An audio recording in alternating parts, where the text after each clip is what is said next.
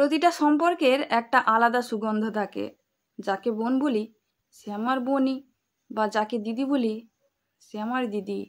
সে যতই দূর সম্পর্কের বা ফেসবুক তুতো হোক না কেন, যাকে বন্ধু বলে ভাবি সে বন্ধুই, তার লিঙ্গ যাই হোক, বা সে যতই আমাদের মধ্যে ঘাড়ে উঠাউঠির সম্পর্ক থাকুক না কেন। যারা স্বল্প পরিচিত তারা স্বল্প পরিচিতই, সে যতই আমাদের কমেন্ট বক্সে কথা চলাচলি হোক না কেন, এর বাইরে অন্য কিছু না। এরা দুটো হেসে কথা বললে, গভীর রাতে নিজের মন খারাপের কথা বললে, দুঃখের ভারে নুয়ে যাওয়া মাথা কাঁধে রাখলে, ভিড়ের মধ্যে গায়ে গা ঠেকে গেলে এদের প্রতি আমার অন্যরকম অনুভূতি চলে আসে না। মনে হয় না প্রেমে পড়েছি, ভালোবেসে ফেলেছি ইত্যাদি ইত্যাদি। প্রেমের অনুভূতি জন্মাবে আমি যার সাথে প্রেম করি তার প্রতি।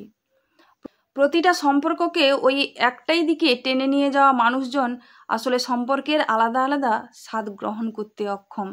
এদের ম্যাচুরিটি অত্যন্ত কম, সংকীর্ণ কুঁয়োর মতো এদের মানসিকতা। গভীরতা নেই কোনো, ডুব দেওয়া যায় না, আবিষ্কার করার মতো কিছুই নেই। এদের সাথে কেউ নিরাপদ অনুভব করতে পারে না, চোখ বুজে বিশ্বাস করতে পারে না। আর যারা বিশ্বাস করে ফেলে তারা ঠকে, সমস্যায় পড়ে, সম্পর্ক নষ্ট হয়, বিশ্বাসের চড়া দাম দিতে হয় এদের। পরে কাউকে বন্ধু বানাতে গেলে দুবার ভাবতে হয়।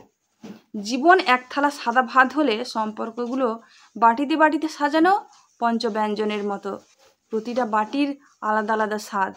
আপনি সিদ্ধান্ত নিন, ভাতের সাথে আলাদা আলাদা পদ আলাদা আলাদাভাবে মেখে খাবেন, নাকি ডাল, আলু ভাজা, মাংস, মাছ, তরকারি, চাটনি সব একসাথে মেখে খাবেন।